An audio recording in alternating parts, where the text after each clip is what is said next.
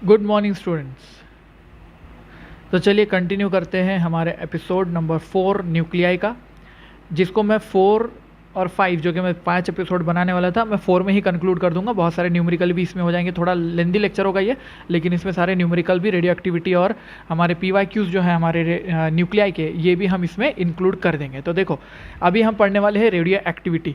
Radio activity क्या होता है? द फिनोमेना ऑफ, देख लो अब ये वाला पॉइंट कि the phenomenon of spontaneous emission, okay, spontaneous emission of highly penetrating radiations. Highly penetrating radiation मतलब जो किसी भी चीज़ में दाखिल हो जाती है, ठीक है, एंटर हो जाती है किसी भी चीज़ में, उसको बोलते हैं highly penetrating radiations, such as alpha particle, beta particle या फिर गामा रेज। ठीक है, ये रेज होते हैं, अल्फा और बीटा पार्टिकल होते हैं। By an element is called as radioactivity. ठीक है, रेडियो एक्टिविटी किसको बोलते हैं? स्पॉन्टेनियस इमिशन ऑफ रेडिएशन, यानी ऐसे ही पड़े पड़े एक एलिमेंट में से जो है रेडिएशन निकलना शुरू हो जाती है। तो अब हमने फिर इसके अंदर से क्या समझा बात को? हमने ये समझा कि किसी भी पार्टिकल के अंदर से रेडिएशन निकल सकती है रेडियो एक्टिविटी के जरिए। Element with Z greater than 82, जिसका एटॉमिक नंबर 82 से ज़्यादा है, आर मोस्टली रेडियो एक्टिव, और ऐसा बोल सकते हैं कि सारे रेडियो एक्टिव होते हैं 82 के ऊपर। ठीक है, 82 के नीचे नहीं होता है, उसके ऊपर में सारे रेडियो एक्टिविटी होते हैं। तो अब ये देखते हैं हम कि यहाँ पर रेडियो एक्टिविटी जो हमारे पार्टिकल्स होंगे उनकी टाइप्स क्या होंगी, अल्फा, बीटा और गामा। डिके कैसे होगा? डिके का मतलब क्या होता है, ये बात को समझ लो ज़रा कि डीके जो होता है, ठीक है, डीके मतलब जो होता है ये है डिक्रीज हो जाना, ठीक है ना, decrease in amount of nuclei, ऐसा बोल सकते हैं आप इसको। या फिर आप इसको ऐसा बोल सकते हो कि पार्टिकल्स जो है, particles emits from nuclei, nuclei में से पार्टिकल निकल जाएंगे, उसको हम बोलेंगे डीके। तो डीके में और रिएक्शन में फ़र्क समझ लो। कल हमने जो है तो फिजन देखा था, फिजन में और डीके में क्या फ़र्क है देखो ज़रा। फिजन इज़ नॉट डीके, ठीक है, फिजन इज़ नॉट डीके। क्यों? क्योंकि फिजन में क्या होता है, एक्सटर्नल फोर्स इन्वॉल्व होता है, एक्सटर्नल फोर्स इन्वॉल्व होता है, एक इंसिडेंट पार्टिकल होता है, एक इंसिडेंट पार्टिकल हम लेके आते हैं और एक पार्टिकल उसके ऊपर में बॉम्बार्ड करते हैं, उसके बाद में वो स्प्लिट होता है, और इसके अंदर होता है स्प्लिटिंग। ठीक है ना, इसके अंदर होता है स्प्लिटिंग। स्प्लिट होके क्या बन जाता है? दो अलग अलग न्यूक्लियाई बन जाते हैं, टू अलग अलग न्यूक्लियाई बन जाते हैं। ठीक है, ऐसे हो जाता है। बट डीके में क्या होता है? डीके में इंटरनल फोर्सेस की वजह से होता है, इंटरनल फोर्सेस इन्वॉल्व होते हैं ओनली, इंटरनल फोर्सेस, यानी मोमेंटम कंजर्व होने वाला है, इनिशियल मोमेंटम जीरो होने वाला है, फाइनल मोमेंटम जो है तो दो पार्टिकल का रहेगा, जैसा भी रहेगा वो अल्फा पार्टिकल निकला है उसका और सिस्टम का कंजर्व होने वाला है। ठीक है, जैसा हमने कल एक क्वेश्चन लिया था, ठीक है, 220 से 216 कुछ बना था ना, वो वाला क्वेश्चन। उसके बाद में फिर क्या होता है देखो, इंटरनल फोर्सेस इन्वॉल्व होते हैं, और दूसरी चीज़ ये होती है इसमें स्प्लिटिंग नहीं होती है, नो स्प्लिटिंग। इसमें स्प्लिट होकर दो न्यूक्लियाई नहीं बनते हैं, स्प्लिट होकर दो न्यूक्लियाई नहीं बनते हैं, बल्कि ऐसा होता है कि अल्फ़ा बीटा इमिट होते हैं, अल्फ़ा बीटा इमिट हो जाते हैं और वो न्यू न्यूक्लियाई में टर्न हो जाता है, turn into new nuclei, turn into new daughter nuclei बोलेंगे, न्यू न्यूक्लियाई बोल देंगे डायरेक्टली, क्योंकि वो पूरा नया बन जाता है वो। सही है, ठीक है। तो ये फ़र्क है मेनली डीके और फिजन में, ये फ़र्क है। तो फिजन रिएक्शन अलग था और डीके अलग होता है। चलो डीके में देखते हैं अल्फ़ा बीटा और गामा डीके कैसे होते हैं। ठीक है, तो अगर हम बात कर रहे हैं अल्फ़ा डीके की, सबसे पहली बात होगी हमारी alpha DK.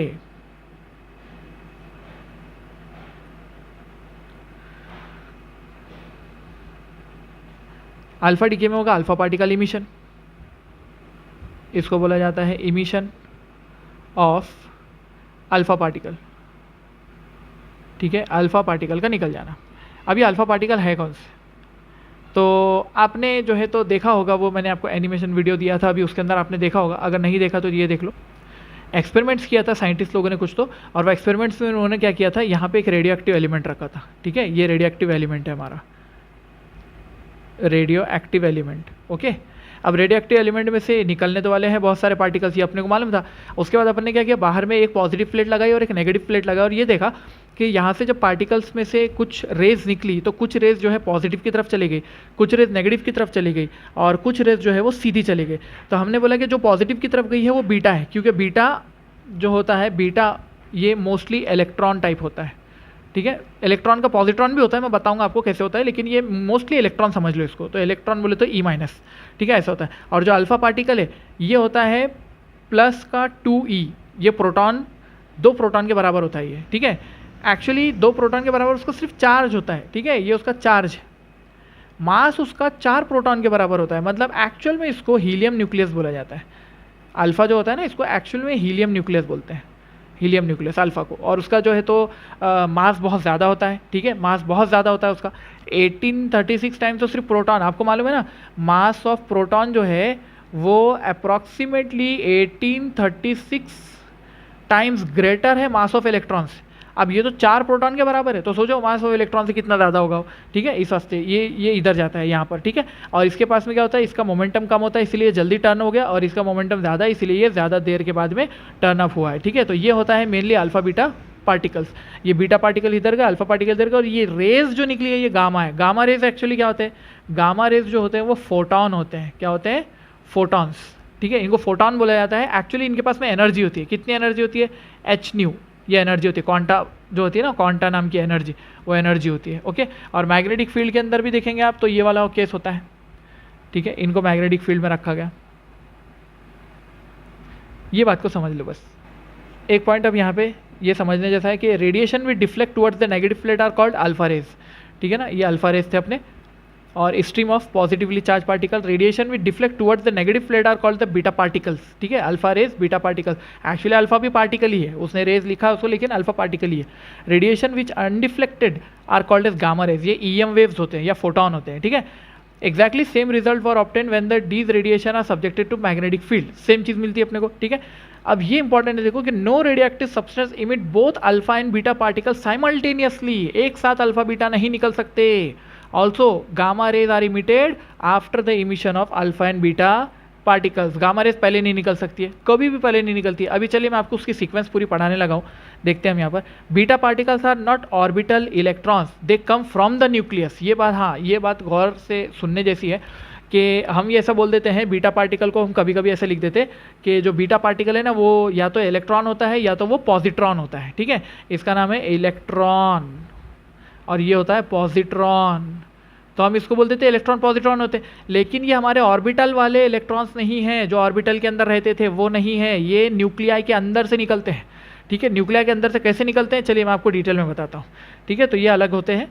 The neutrons in the nucleus decays into proton and electron, these electron emitted out of the nucleus in the form of beta rays, ठीक है। तो यही हमको बीटा रेज अभी ध्यान से देखना है, अल्फा रेज, बीटा रेज, ये सब हमको पढ़ना है। चलो पढ़ते हैं इसको, उनकी कुछ प्रॉपर्टीज, फीचर्स। देखो आइडेंटिटी क्या है, हीलियम न्यूक्लियस और डबली आयोनाइज्ड हीलियम को बोला जाता है आपके पास में अपने अल्फा पार्टिकल्स, ठीक है। तो ये हो गया आपका अल्फा पार्टिकल। बीटा पार्टिकल बोलते हैं फास्ट मूविंग इलेक्ट्रॉन और पॉजिट्रॉन, पॉजिट्रॉन भी बोलते हैं इसको, लिखा नहीं उसने, ठीक है। गामा रेज तो फोटॉन्स होती है, ठीक है, ऐसे हुआ। चार्ज कितना है अल्फा पार्टिकल का, चार्ज याद रखने का, अल्फा पार्टिकल का चार्ज होता है 2e के बराबर, अल्फा पार्टिकल का चार्ज। और बीटा पार्टिकल का चार्ज होता है -e या फिर +e, -e भी होता है +e भी होता है, उसने एक ही लिखा, क्या करते हैं उसको, पॉजिट्रॉन लिया नहीं ना उसने, पॉजिट्रॉन भी है भाई, बुरा लग जाता है उसको। गामा रेस का कोई मास नहीं होता, सॉरी कोई चार्ज नहीं होता, मास भी नहीं होता, वैसा सही बात है, वो चार्ज भी नहीं होता है, मास भी नहीं होता है, ठीक है। देखो massless, chargeless. Mass of feature, mass देखो, मास क्या हो जाएगा, mp बोले तो मास ऑफ प्रोटॉन, तो ये 4 mp के बराबर होता है। मास ऑफ अल्फा पार्टिकल 4 mp के बराबर, और मास ऑफ इलेक्ट्रॉन, तो ये मास ऑफ इलेक्ट्रॉन है, इसकी वैल्यू कितनी रहती है 9.1 × 10⁻31 है ना, 10⁻31, और ये तो मासलेस हुआ, ठीक है। अच्छा स्पीड कितनी रहती है, तो अल्फा पार्टिकल की स्पीड 10⁻7 मीटर पर सेकेंड अप्रॉक्सीमेटली वहाँ तक जाती है। बीटा पार्टिकल की स्पीड 1 से लेकर 99% ऑफ स्पीड ऑफ लाइट तक जा सकती है। वो इलेक्ट्रॉन बहुत फास्ट होते हैं, they are very fast, speed of light से ट्रैवल करती है गामा रेस, ठीक है। इनको तो कोई बोलने की जरूरत ही नहीं है, स्पीड ऑफ लाइट है उनके पास। फीचर होता है फिर के रेंज ऑफ काइनेटिक एनर्जी, तो इसकी kinetic energy 4 million electron volt से 9 मिलियन इलेक्ट्रॉन वोल्ट तक ही होती है अल्फा पार्टिकल की, ठीक है। और बीटा पार्टिकल के पास ऑल पॉसिबल वैल्यूज़ हो सकती है, लेकिन मिनिमम वैल्यू 1.2 होती है, ठीक है। और इनके पास में वैल्यू 2.3 से मिनिमम वैल्यू कुछ तो वैल्यू के बीच में होती है वैल्यू, ठीक है। तो ये तो इतना इंपॉर्टेंट नहीं है। पेनिट्रेशन पावर देखेंगे अगर, तो ये स्टॉप बाय पेपर, बहुत ही कम इसका पेनिट्रेशन होता है, लेस पेनिट्रेशन लेस है इसका। और बीटा पार्टिकल का penetration 100 times of alpha, alpha से 100 टाइम्स ज़्यादा है, और ये सबसे ज़्यादा है 100 टाइम्स बीटा, यानी 30 सेंटीमीटर ऑफ आयरन या लेड शीट के अंदर भी चला जाता है, ठीक है। समझे बात को, बहुत ज़्यादा गामा रेज घातक होती है बहुत। आयोनाइजेशन पावर, आयोनाइजेशन पावर देखेंगे अगर आप इसका, तो बहुत ज़्यादा है। आयोनाइजेशन पावर ज़्यादा क्यों है? क्योंकि चार्ज ज़्यादा है, इसीलिए आयोनाइजेशन पावर ज़्यादा है, ओके। और बीटा के पास में आयोनाइजेशन पावर कम है, और गामा के पास में है ही नहीं, आयोनाइज नहीं करता है वो, ठीक है, no ionization power.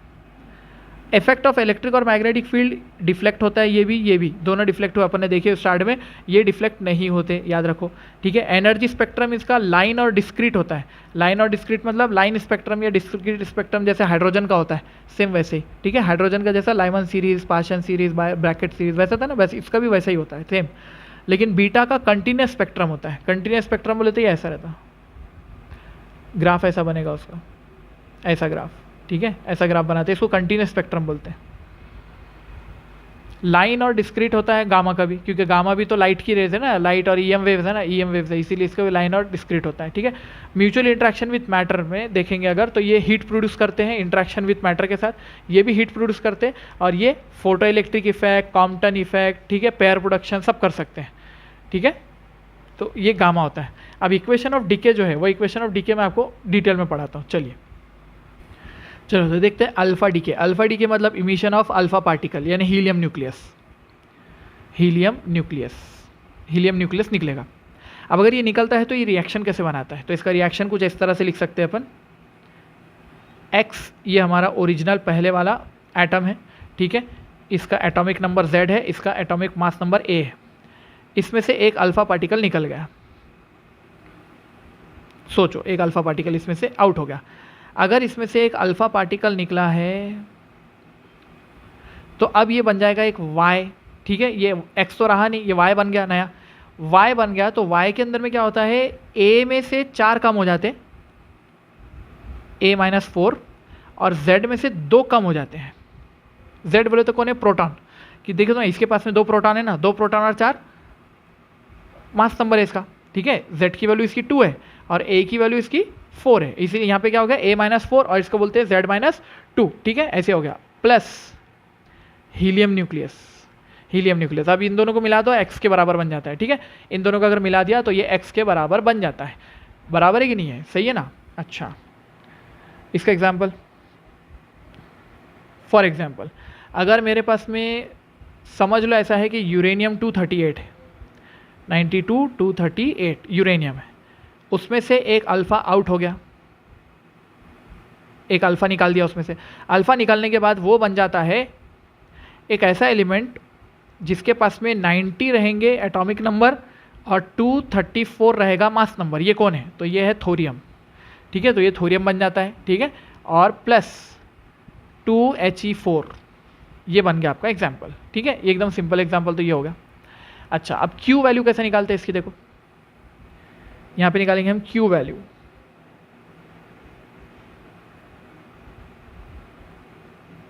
Q value बताता हूँ, तो हम सबसे पहले लिखेंगे इसके अंदर में कि Q is equals to delta M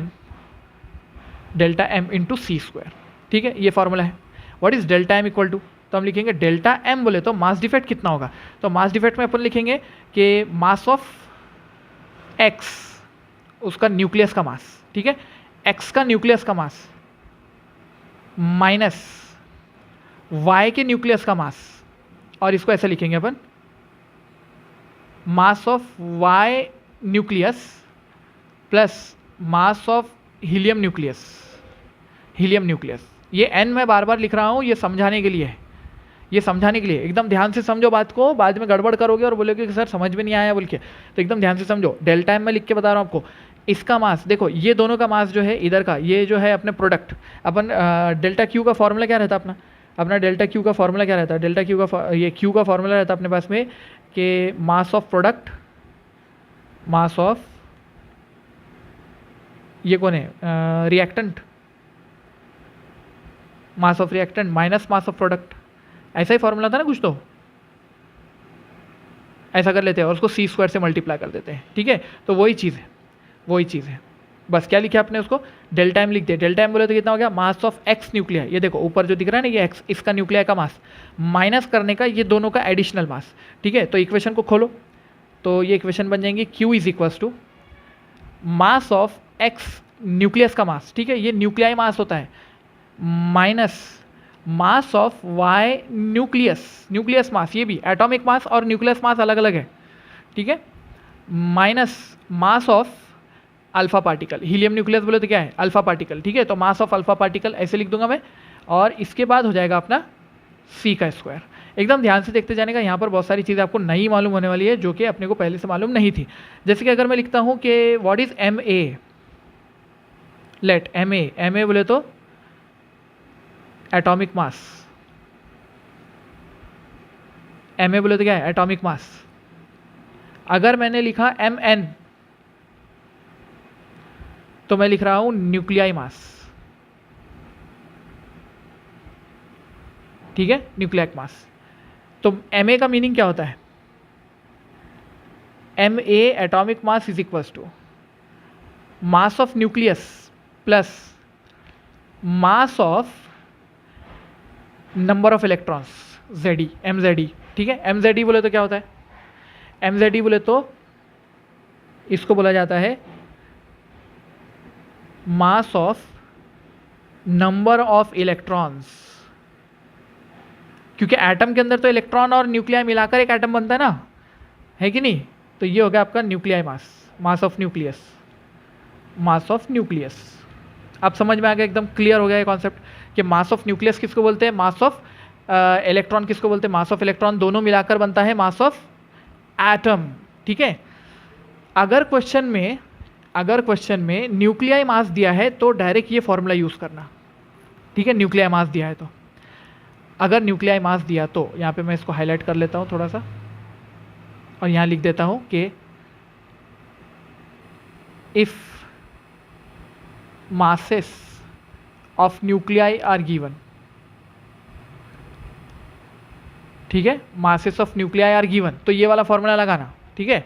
और अगर masses of nuclei नहीं दिया, मैंने इससे पहले भी आपको ये पढ़ा चुका हूँ लेकिन फिर से एक बार बता रहा हूँ, देखो अगर masses of nuclei नहीं दिया, एटॉमिक masses दिया तो कैसे लिखेंगे, देखो ज़रा एटॉमिक masses कैसे लिखेंगे, इसमें से लिख के बताओ क्या, देखो मास ऑफ न्यूक्लियस बोले तो क्या हो जाएगा atomic mass minus mass of electrons, है ना, इलेक्ट्रॉन्स, मास ऑफ इलेक्ट्रॉन्स बराबर है कि नहीं, ऐसे हो जाएगा। इलेक्ट्रॉन्स को Z से मल्टीप्लाई क्यों कर रहे हैं, एटॉमिक नंबर ना, अपने कितने मालूम कितने इलेक्ट्रॉन है बोल के, वहाँ पे अगर एटॉमिक नंबर 6 है तो 6 इलेक्ट्रॉन होंगे, 12 है तो 12 इलेक्ट्रॉन होंगे, ऐसा होता है, ठीक है। तो ये वाला एक फॉर्मूला है। अगर ये एक फॉर्मूला है तो चलो फिर हम इस फॉर्मूले को चेंज करते हैं, इस फॉर्मूले को चेंज करते हैं। क्या फॉर्मूला हो जाएगा, देखो अपना Q इज इक्वल्स टू, अब यहाँ पे क्या है, पहले फॉर्मूला मैं फिर से लिख देता हूँ, mass of X nuclei mass minus mass of Y nucleus minus mass of alpha nucleus, ठीक है, ऐसे हो जाएगा इनटू C स्क्वायर। तो अब हमारी इक्वेशन कैसी बन जाएगी, देखो फिर Q is equals to MXN को कैसे लिखेंगे, देखो MXN को लिख सकते हैं आप एटॉमिक मास अगर गिवन है तो, यहाँ पे क्वेश्चन में अपने को यहाँ पे चेंज करना पड़ेगा, if atomic masses are given, if atomic masses are given in question, ठीक है। क्वेश्चन में अगर एटॉमिक मासेस दिया तो क्या करेंगे, तो एटॉमिक मासेस अगर दिया तो यहाँ पे एटॉमिक मास में चेंज करना है, तो न्यूक्लियर मास को कैसे लिख सकते हैं, ये देखो न्यूक्लियर मास को एटॉमिक मास माइनस ये लिख सकते हैं, तो एटॉमिक मास लिखेंगे MX से atomic mass of X minus mass of electron को छोटा लिख देता मैं, मास ऑफ इलेक्ट्रॉन्स, ठीक है, जितने भी है उतने, X के इलेक्ट्रॉन्स, X के जितने इलेक्ट्रॉन थे उतना, माइनस फिर अब Y को भी वैसे लिखना पड़ेगा, तो हम लिखेंगे मास of y atomic mass y का, उसमें से मास ऑफ इलेक्ट्रॉन निकाल दो, जितने इलेक्ट्रॉन उसके हैं, y के जितने इलेक्ट्रॉन है उसके पास वो निकाल दो, माइनस हीलियम न्यूक्लियस का एटॉमिक मास, हीलियम का atomic mass minus mass of 2 electrons, mass of 2 electrons यानी कि 2me, इसको 2me बोल देंगे अपन, 2 mass of electrons into c²। अच्छा, अब यहाँ पे Ze लिखा था मैंने, Zme लिखा था, इसको Zme लिख दूँ क्या? यहाँ पे भी Zme लिख दूँ क्या? चलेगा ना? Z into mass of electron, Z into mass of electron, अरे बराबर है कि नहीं? ये Z किसका है? X वाले का, ये है Z X वाले का, और ये Z किसका है? Y वाले का।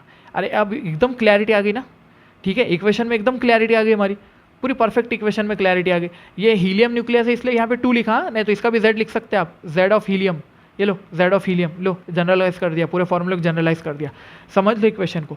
ये है इसका न्यूक्लियाई मास, ये है इसका न्यूक्लियस मास, ये भी और ये भी, ठीक है, न्यूक्लियस मास है, तीनों के न्यूक्लियस मास को अपन ने इस तरह लिखा। अरे बराबर है कि नहीं? सही है। अरे तुम्हें ये फॉर्मूला समझ आया? इसमें और क्लैरिटी लाऊं, देखो ज़रा, X जो है इसके पास एटॉमिक नंबर Z है, मास नंबर A है, Y के पास एटॉमिक नंबर Z-2 है और मास नंबर A-4 है, और हीलियम के पास तो 2-4 है। अगर मैं इसको यहाँ पर इम्प्लीमेंट कर दूँ ऊपर फॉर्मूले में, तो क्या चेंज होता है मेरे फॉर्मूले में? देखो, Q इज इक्वल टू, ये mx से है तो यहाँ पे इसको लिखेंगे अपन मास ऑफ x, एटॉमिक वाला, एटॉमिक मास, न्यूक्लियर मास पे तो अपने लिख दिया ना, न्यूक्लियर मास का फॉर्मूला लिखना आसान है, न्यूक्लियर मास का फॉर्मूला ये है, एकदम सिंपल एंड स्वीट, याद कर लो, हो जाएगा फिनिश। अभी मैं आपको क्लैरिटी लाने के लिए बता रहा हूँ, ठीक है, एग्जैक्टली आपको बार बार ये लिखना नहीं पड़ेगा, लेकिन बता रहा हूँ, देखो ज़रा, mx से माइनस इसका एटॉमिक नंबर Z है तो इसको लिख दो Z times mass of electron, उसमें से मास ऑफ इलेक्ट्रॉन को Z टाइम्स है माइनस कर दो, ये बन गया आपका न्यूक्लियर मास। ये क्या बना? ये बना mxn, ये mxn बन गया, देखो ये फॉर्मूला है ना अपना mxn, तो ये mxn बन गया अपना, ठीक है। अच्छा, उसके बाद क्या लेना है अपने को? माइनस myn लाना है, तो चलो लाते हैं माइनस myn के वास्ते क्या करेंगे? पहले लिखेंगे m mass of y atomic, उसमें से उसके इलेक्ट्रॉन माइनस कर दो, उसके इलेक्ट्रॉन कितने? Z-2 इलेक्ट्रॉन है, तो यहाँ लिखेंगे अपन इसमें से Z-2 इलेक्ट्रॉन्स माइनस। अरे समझे? Clarity, clarity. यहाँ पे मैंने क्या लिखा था? देखो ऊपर के फॉर्मूले में Z times Z of y, लेकिन y के Z कितने रहते हो मालूम है मेरे को? Z-2 रहता है उसका, इसलिए y का Z कितना रहता है? Z-2 होता है, इसलिए मैंने उसको मास ऑफ इलेक्ट्रॉन लिख दिया ऐसा, ठीक है। और तीसरा क्या लेना है अपने को? अल्फा पार्टिकल का न्यूक्लियर मास लेना है, माइनस अल्फा पार्टिकल का न्यूक्लियर मास। तो ये पहले अल्फा पार्टिकल लिखो, अल्फा पार्टिकल का एटॉमिक मास माइनस इसका Z कितना रहता है? 2 और मास ऑफ इलेक्ट्रॉन, ये माइनस कर दो, ये हो गया आपका टोटल फार्मूला इंटू c², ये हो गया टोटल फार्मूला। एकदम क्लैरिटी आ गई, एकदम भारी क्लैरिटी आ गई। चलो इसको एक्सपांड करेंगे, फिर इसको एक्सपांड करने के बाद बचता क्या मालूम है आपको? देखो ट्राई करो, ट्राई करो, Q इज इक्वल्स टू, यहाँ से बचता है मास of X atomic minus mass of Y atomic minus mass of helium atomic.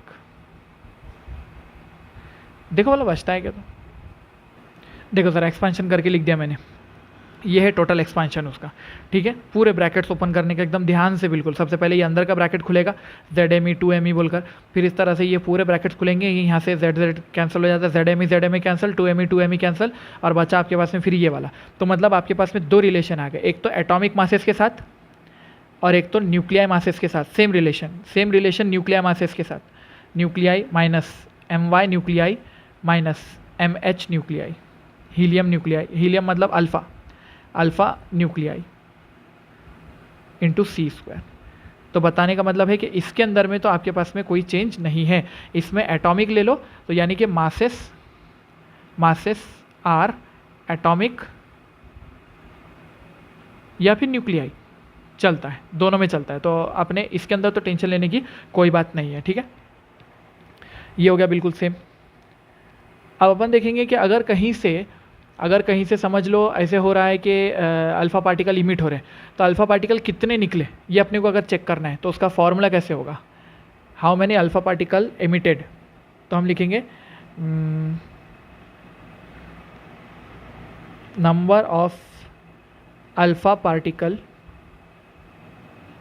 Emitted, number of alpha particle emitted, तो उसको लिखेंगे n alpha is equals to total a जितना था पहले माइनस a डैश जो बाद में बचा डिवाइड बाय 4, ठीक है, डिवाइड बाय 4। जैसे कि फॉर एग्जांपल, और ऐसे एग्जांपल जो तो आपको बहुत सारे देखने को मिलेंगे। देखो ज़रा, फॉर एग्जांपल अगर मैंने लिया यूरेनियम लिया, मैंने यूरेनियम 92 238, ठीक है, उसमें से एक अल्फ़ा निकला तो ये बन जाता थोरियम 90 और 234। एक और अल्फ़ा निकालो, ये बन जाता आपका कुछ तो भी, ठीक है ना, ये x था समझो, ये y हो जाएगा, और इसके पास में बचेगा 230 और इसके पास बचेगा 88। एक और अल्फ़ा निकाल दो और ये आपके पास में बच जाएगा, इसको x ले लो, इसको y ले लो, और ये बन जाएगा 86 और ये बन जाएगा 228, ठीक है, ऐसे बन गया। अब इसमें अपने 3 अल्फ़ा पार्टिकल निकाले, इक्वेशन बनाओ, इक्वेशन लिखो, number of alpha particle is equals to a की वैल्यू कितनी थी 238, a डैश की वैल्यू कितनी है, ये a डैश होता है। ध्यान से बता रहा हूँ, समझ लेना, ये क्वेश्चन नीट में आए वाले हैं सब के सब। This is a dash, this is a, ठीक है, और डिवाइड बाय 4 करना है, तो वैल्यू कितनी हो जाएगी उसकी 23228 डिवाइड बाय 4 कितना हो गया, 228 नहीं हो, 226 आएगा ना, सॉरी गलत लिखा मैंने, 226, हाँ 226 और 238 कितना हो गया 12 डिवाइड बाय 4, आंसर इज 3, ये आंसर है उसका, ठीक है। इस तरह से 3 अल्फ़ा पार्टिकल निकले। अब आपको अगर मैंने कोई भी एग्जांपल दे दिया और आपको बोला कि इसमें कितने अल्फ़ा पार्टिकल निकले होंगे, तो आप बता सकते हो उसमें से, ठीक है। लास्ट में एक फॉर्मूला लिख देता हूँ कि जब हम एनर्जी निकाल रहे होते हैं तो एनर्जी का फॉर्मूला होता है डेल्टा m इंटू सी स्क्वायर, और एनर्जी का ये kg में है अगर आपने मास kg में लिया तो, और एनर्जी का फॉर्मूला होता है delta m into 931 million electron volt अगर आपने मास को u में लिया, ठीक है, मास u में और यहाँ पर मास kg में, बस इतना ही फ़र्क है दोनों के अंदर में। इस तरह से आप उसका सॉल्व कर सकते हो। अब देखो बीटा डीके में क्या होता है, बीटा डीके में आइदर इलेक्ट्रॉन और पॉजिट्रॉन इमिटेड, ठीक है, या तो इलेक्ट्रॉन निकलेगा या तो पॉजिट्रॉन निकलेगा। और अगर देखो ज़रा, ये इलेक्ट्रॉन और पॉजिट्रॉन कहाँ से निकलेंगे, इमिटेड फ्रॉम द न्यूक्लियस, ये इंपॉर्टेंट है, फ्रॉम न्यूक्लियस, ये ऑर्बिटल वाले नहीं होते, ये न्यूक्लियस से निकलते हैं, ठीक है, ऑर्बिटल वाले नहीं है। अगर इलेक्ट्रॉन निकला तो उसको बीटा माइनस डीके बोलते हैं, और अगर पॉजिट्रॉन निकला तो उसको बीटा प्लस डीके बोलते हैं, ठीक है, याद रहेगा ये। अच्छा, अब देखो चार्ज में तो हमारा इलेक्ट्रॉन और पॉजिट्रॉन का मैग्नीट्यूड सेम है, लेकिन चार्ज की पोलैरिटी अलग अलग है, लेकिन मासेस जो है वो दोनों की सेम है। 9.1 इंटू 10⁻31 kg ये उसका मास है, ठीक है, या फिर 0.00055 U, ठीक है, यूनिफाइड एटॉमिक मास यूनिट में अगर देखें तो इतना मास है। चलो अब बीटा डीके देखते हैं, पहले बीटा प्लस डीके और फिर बीटा माइनस डीके, या फिर बीटा माइनस पहले देख लेते हैं, वो इलेक्ट्रॉन में सबसे ज़्यादा रहता है।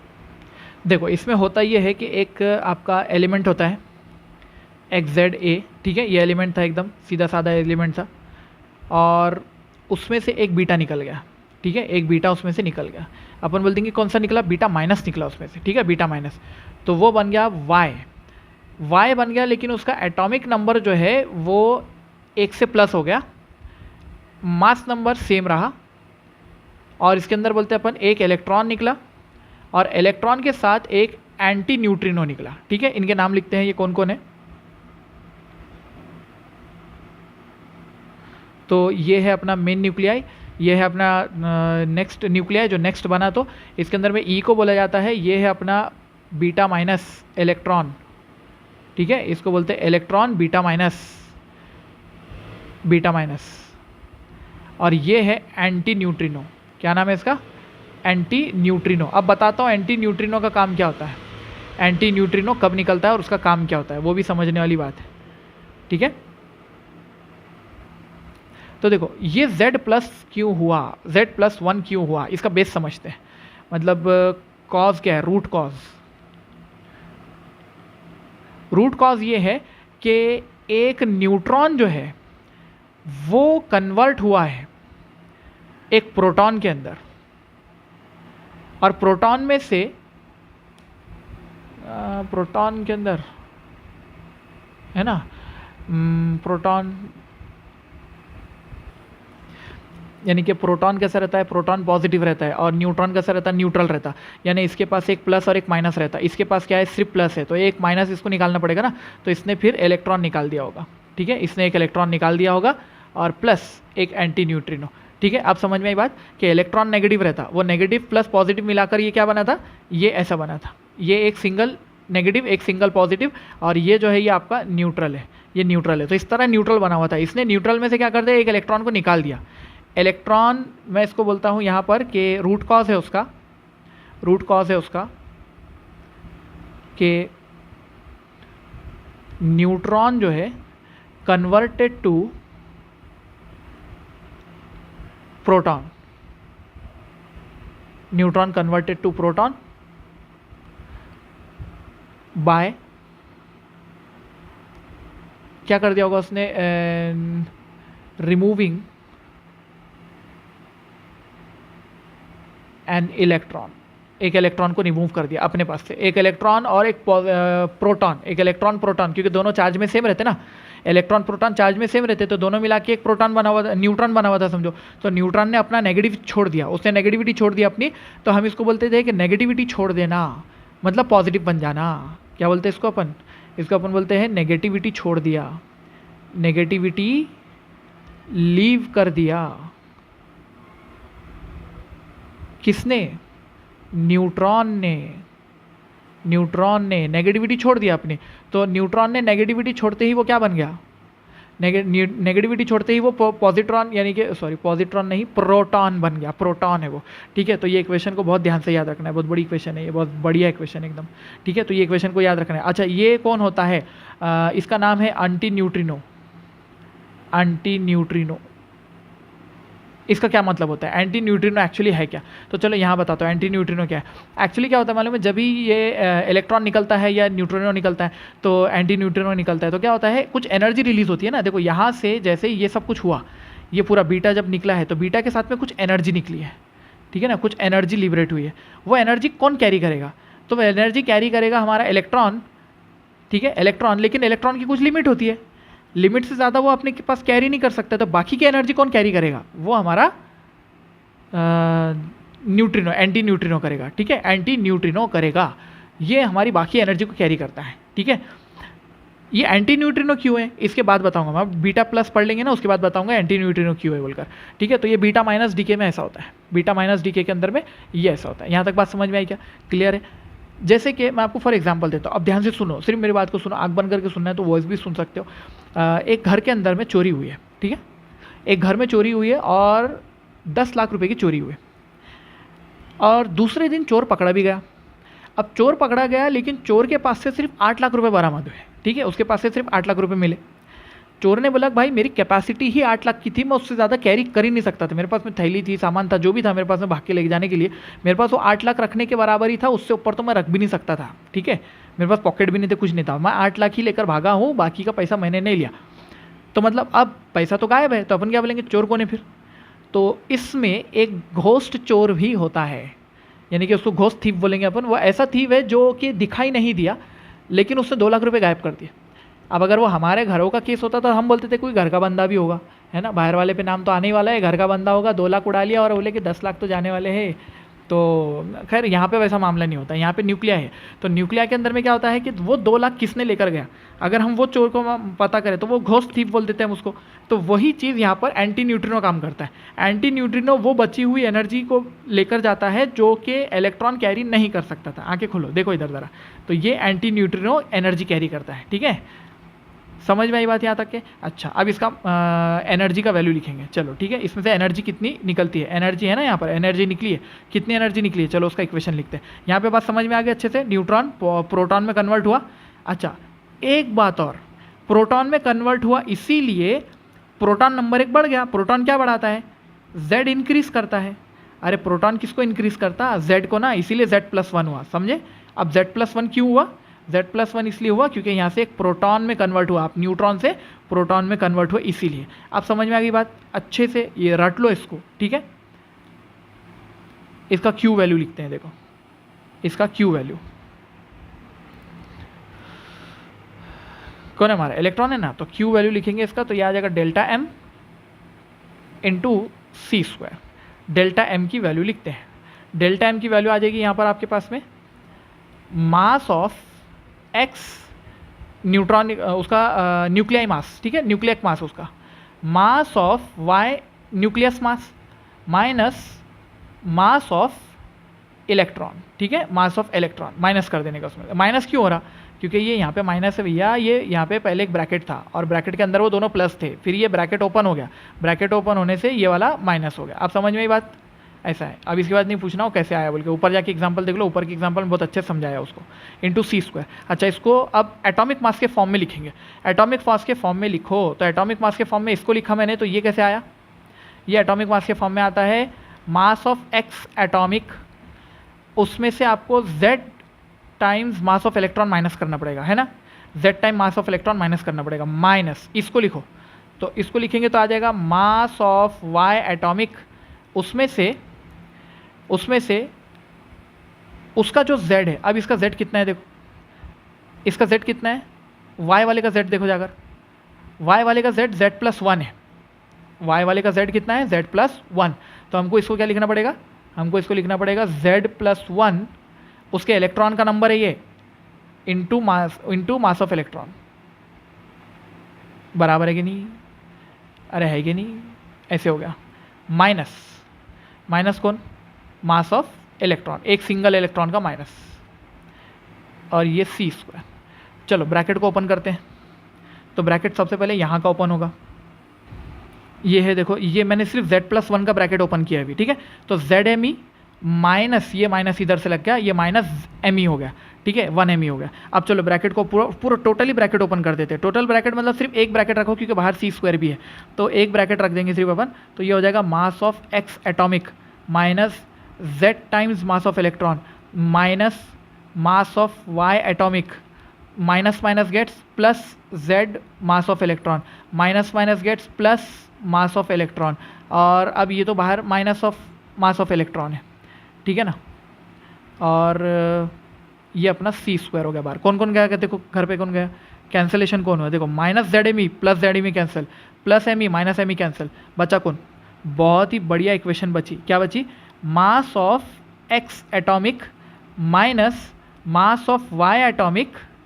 और इलेक्ट्रॉन तो पूरे ख़त्म ही हो गए ना, इलेक्ट्रॉन तो ख़त्म, तो उसको लिखने की ज़रूरत नहीं है। अरे समझे, यही फंडा है यहाँ पे, बहुत इंपॉर्टेंट है ये बात, और ये बीटा माइनस में बदल जाएगी ये बात, ठीक है, बीटा माइनस में आपको समझाने लगा हूँ अभी कि बीटा माइनस में बात बदल जाएगी, ये ध्यान रखना है, क्योंकि इसके साथ आपके न्यूमेरिकल, एक न्यूमेरिकल है वो सॉल्व नहीं होता है, अगर ये बात का ध्यान नहीं रखा, कॉन्सेप्ट समझ में नहीं आया, तो आपको न्यूमेरिकल सॉल्व नहीं होता है। बताता हूँ न्यूमेरिकल कौन सा है, चलो तो ये वाला समझ में आया आपको, ये किसके लिए है, for beta plus decay, energy निकालना है, Q वैल्यू निकालना है, तो Q value for beta plus decay, beta plus नहीं सॉरी बीटा माइनस डीके, हाँ बहुत टेंशन है भाई, बीटा माइनस डीके के लिए है ये अपने जो लिखे, तो ठीक है, ये बीटा माइनस डीके अपना चल रहा है, और बीटा माइनस डीके के लिए ये अपन ने वैल्यू लिखी। इसके अंदर अगर आप जो है तो उसको न्यूक्लियाई के फॉर्म में लिखते हो, दो फॉर्मूले याद रखने का, ये वाला एक फॉर्मूला, ये वाला एक फॉर्मूला, ये वाला न्यूक्लियाई के फॉर्म में, एक फॉर्मूला न्यूक्लियाई मास के फॉर्म में, मास ऑफ न्यूक्लियाई के फॉर्म में। अगर आपको न्यूक्लियस मास देता है, यानी न्यूक्लियस के मास देता है, क्योंकि देखो ना यार, मास ऑफ न्यूक्लियस और मास ऑफ एटम अलग अलग है ना, दोनों भी चीज़ें। अगर न्यूक्लियाई के मास देता है तो आप ये वाला फॉर्मूला यूज़ करेंगे, अगर आपको एटॉमिक मास देता है तो ये वाला फॉर्मूला यूज़ करेंगे, ठीक है। इसमें मास ऑफ इलेक्ट्रॉन आएगा अगर न्यूक्लियाई मास का गिना जाए तो, लेकिन अगर मास ऑफ एटॉमिक मासेस दिया तो उसके अंदर इलेक्ट्रॉन का मास आएगा ही नहीं। आप समझ में आई बात एकदम अच्छे से, ठीक है। एक एग्जाम्पल देख लो, फिर किसकी एग्जाम्पल देना है अपने को, बीटा माइनस डीके की ना, फॉर एग्जाम्पल। तो अगर आपने ले लिया कार्बन 614 समझो, ठीक है, इसमें से क्या होता है, एक इलेक्ट्रॉन निकल जाता है, और एक इलेक्ट्रॉन निकल गया तो यहाँ पे जो एलिमेंट बनेगा उसका एटॉमिक नंबर कितना आएगा, 7 ना, 6+1 Z+1 करने का ना अपने को, तो 6+1 यानी कि 7 हो गया। 7 बोले तो ये नाइट्रोजन है, नाइट्रोजन 14 बन जाता है, ठीक है। प्लस एक इलेक्ट्रॉन छोड़ दिया और प्लस एक एंटी न्यूट्रिनो छोड़ दिया। एंटी न्यूट्रिनो सिर्फ एनर्जी ले जाने का काम करता है, इससे ज़्यादा इसके ऊपर PhD मत करो, ठीक है। इससे ज़्यादा कुछ काम का नहीं है ये, आपको कुछ नहीं पूछता है एंटी न्यूट्रिनो के बारे में, आपको कुछ नहीं पूछा जाता है। दे आर इतने छोटे टाइनी पार्टिकल्स है वो कि उनका मास भी अपने को नहीं मालूम, उनका चार्ज भी अपने को नहीं मालूम, कुछ नहीं मालूम इनके बारे में। ये अननोन पार्टिकल्स है अपने लिए, ठीक है। डिटेक्ट होते हैं लेकिन अननोन पार्टिकल्स है हमारे लिए, तो हम उसको उसके ऊपर PhD नहीं करने का, उसके ऊपर में ज़्यादा न्यूमेरिकल छुड़ाते मत बैठो, टेंशन कॉन्सेप्ट लेकर मत बैठो उसका कि सर PhD लेवल तक क्या कॉन्सेप्ट है उसका, तो लेकर मत बैठो, ठीक है। टाइम वेस्ट होता है उसके अंदर में सिर्फ। तो एंटी न्यूट्रिनो न्यूट्रिनो को छोड़ देने का बिंदास एकदम। देखो दूसरा है beta plus decay. Beta plus decay मतलब कौन निकलने वाला है बाहर? पॉजिट्रॉन निकलने वाला है, ठीक है। पॉजिट्रॉन बाहर निकलेगा, बीटा प्लस डीके उसको बोला जाता है। इसमें क्या होता है, एक एटम होता है जिसके एक एटम है, एक न्यूक्लियाई समझ लो, ZA है उसकी वैल्यू, ठीक है। इसमें से एक बीटा प्लस निकल गया, पॉजिट्रॉन निकल गया। तो पॉजिट्रॉन निकले बाद ये भाई क्या बचेंगे ये, तो देखो ज़रा, ये बचता है Y बन जाता है, लेकिन इसके Z में एक माइनस हो जाता है, ठीक है। Z में एक माइनस मतलब प्रोटॉन में एक माइनस हो गया, एटॉमिक मास नंबर कोई चेंज नहीं हुआ, प्लस इसको बोलते हैं E+, और इसके साथ निकलता है न्यूट्रिनो, ठीक है। इसके साथ कौन निकलता है? न्यूट्रिनो।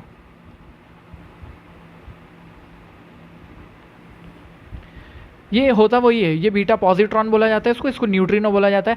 अब देखो पॉजिट्रॉन निकला, उसके साथ न्यूट्रिनो, इलेक्ट्रॉन निकला तो एंटी न्यूट्रिनो, ठीक है। ऐसा याद रख लो, पॉजिट्रॉन के साथ न्यूट्रिनो और इलेक्ट्रॉन निकला तो एंटी न्यूट्रिनो, ठीक है। ऐसा याद कर लिया। अच्छा, इसका रूट कॉज क्या है? रूट कॉज है इसका कि एक प्रोटॉन कन्वर्टेड टू न्यूट्रॉन, एक प्रोटॉन न्यूट्रॉन में कन्वर्ट हुआ होगा। कैसे कन्वर्ट हुआ होगा? कुछ तो शपथ लिया होगा, P converted to N, neutron. अब प्रोटॉन से जब न्यूट्रॉन बन गया, इसीलिए Z का एक माइनस हो गया, समझे? Z एक माइनस हो गया क्योंकि प्रोटॉन से निकल कर वो N में चलेगा ना। मतलब पहले क्या था वो, देखो नंबर ऑफ प्रोटॉन और नंबर ऑफ न्यूट्रॉन, ये मिलाकर क्या होता है, ये मिलाकर एक न्यूक्लियाई बनता है। अब एक बंदा इधर से निकलकर इधर जाके बैठ गया तो क्या फ़र्क पड़ने वाला है? वो पूरा तो वही रहने वाला है ना, ठीक है। पूरा न्यूक्लियाई तो चेंज नहीं होने वाला, इसलिए मास नंबर चेंज नहीं हुआ उसका, ठीक है। तो न्यूक्लियाई कैसे बनता है? ये प्रोटॉन अपनी पॉजिटिविटी छोड़ देता है। क्या छोड़ दिया भाई? पॉजिटिविटी छोड़ दिया। ओ हो, क्या बात एकदम भैया, पॉजिटिविटी छोड़ दिया है। पॉजिटिविटी लीव कर दिया। न्यूट्रॉन ने क्या करा था? नेगेटिविटी लीव कर दिया था ना, नेगेटिविटी छोड़ दिया था। पहले वाले केस में क्या हुआ था? नेगेटिविटी छोड़ दिया था और वो पॉजिट्रॉन बन गया था, पॉजिटिव प्रोटॉन बन गया था, है ना। ऐसे हुआ था। इसने क्या करा? पॉजिटिविटी छोड़ दिया, इसीलिए ये वाला जो है ना, ये वाला ऑकरेंस कम होता है, वो वाला ऑकरेंस ज़्यादा होता है, क्योंकि बंदा हमेशा नेगेटिविटी छोड़कर पॉजिटिव की तरफ आता है, मतलब कि अच्छे लोग हो जाते हैं, बुराई से अच्छे की तरफ आ जाते हैं। ये बंदा पॉजिटिविटी छोड़ दे रहा है भाई, अरे कोई बचाओ इसको, अब तो डिप्रेशन में जाने वाला है भाई। तो पॉजिटिविटी इसने लीव कर दिया, ठीक है। पॉजिटिविटी लीव करके एक बीटा प्लस निकाला उसने, इसको बीटा प्लस बोलते हैं, समझे? ये बीटा प्लस लिखा अपने उसको। तो एक प्रोटॉन से न्यूट्रॉन कन्वर्जन हुआ, प्रोटॉन से न्यूट्रॉन का कन्वर्जन हुआ। अब देखो इसके अंदर Q वैल्यू कितनी होगी, क्योंकि यहाँ पे देखो, यहाँ पे Q तो निकला होगा ना, Q तो एनर्जी तो आई होगी, वो एनर्जी कितनी होगी? चलो कैलकुलेट करते हैं एनर्जी की वैल्यू। इसकी बड़ी ध्यान से देखनी है आपने, इसकी Q वैल्यू तो एकदम ध्यान से देखनी है, क्योंकि इसकी Q वैल्यू अगर समझ में आई तो न्यूमेरिकल आपको समझ में आएगा। एक न्यूमेरिकल इसके बाद कराने वालों में, नहीं तो न्यूमेरिकल समझता नहीं है। मुझे भी पिछले साल तक लगता था कि वो न्यूमेरिकल गलत है, लेकिन मेरी अंडरस्टैंडिंग बाद में बढ़ी है कि यार ये ऐसे होता है, बोल कर दो सही है, ठीक है। इसको इतना डेप्थ में क्योंकि अपन सिर्फ JEE लेवल को पढ़ाते हैं, नीट के अंदर में पहली बार उसको इतना लेवल तक जाना पड़ा, क्योंकि एक न्यूमेरिकल पूछा है, एक पब्लिकेशन ने बहुत अच्छा पूछा है, इसलिए अपन जा रहे हैं अंदर।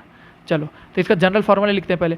तो जनरल फार्मूला क्या हो जाएगा इसका? जनरल फार्मूला तो इसका हो जाएगा कि mass of X nuclei mass minus, देखो ऐसा लिखेंगे, माइनस मास ऑफ Y, देखो ये वाली, ये इसको देख के करना है इसको सॉल्व। ये ऊपर वाली इक्वेशन है ना, Y का मास और एक पॉजिट्रॉन का मास, तो Y का न्यूक्लियाइक मास प्लस पॉजिट्रॉन का मास, है ना, ई प्लस पॉजिट्रॉन का मास इंटू सी स्क्वायर। बहुत बेसिक लिख कर बता रहा हूँ, बहुत बेसिक, ध्यान से देखो ध्यान से देखो, बहुत बेसिक लिखा है मैंने, फिर से लिखता हूँ।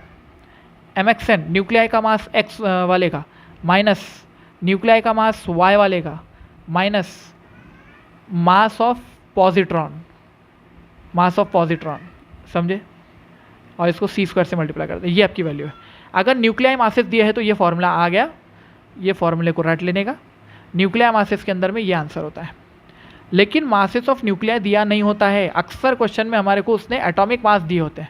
अब एटॉमिक मास कैसे पहचानना मैं आपको न्यूमेरिकल लिखकर बताता हूँ, ठीक है। एटॉमिक मास कैसे पहचानना, अब क्या करेंगे, एटॉमिक मास के फॉर्म में लिखेंगे, in the form of atomic masses, if atomic masses are given. इसको ध्यान से देखो, एटॉमिक मासेस आर गिवन, तो डेल्टा एम बदल जाएगा। कैसे बदलेगा देखो ज़रा, मुझे लिखना पड़ेगा Q इज इक्वल्स टू, इसका न्यूक्लियाइक मास है तो न्यूक्लियाइक मास की जगह मुझे उसको लिखना पड़ेगा अभी एटॉमिक मास में। एटॉमिक मास में जब मैं लिखूंगा तो कैसे आएगा, एटॉमिक मास में लिखूंगा तो ये आ जाएगा एम एक्स एटॉमिक, उसमें से Z इलेक्ट्रॉन माइनस कर दो, Z इलेक्ट्रॉन उसमें से माइनस कर दो, बराबर है ना। Z इलेक्ट्रॉन, ये तो कॉमन चीज़ है ना यार, ये MXN बना दिया ना आपने, ठीक है। अच्छा अब MYN बनाना है तो माइनस लिखो। MYN बनाने के लिए क्या करेंगे, पहले My का एटॉमिक मास लेंगे, उसमें से सब्ट्रैक्ट करेंगे, उसमें से सब्ट्रैक्ट करेंगे, यहाँ हो ज़रा देखो, इसका Z था, इसका Z -1 है, यानी X का Z क्या था Z, Y का Z जो था, यानी कि Z मतलब अरे कंफ्यूज ना को यार, सोचो थोड़ा सा, कॉन्सेंट्रेट करो यार वीडियो पे, क्या है मतलब Z क्या है, एटॉमिक नंबर है ना।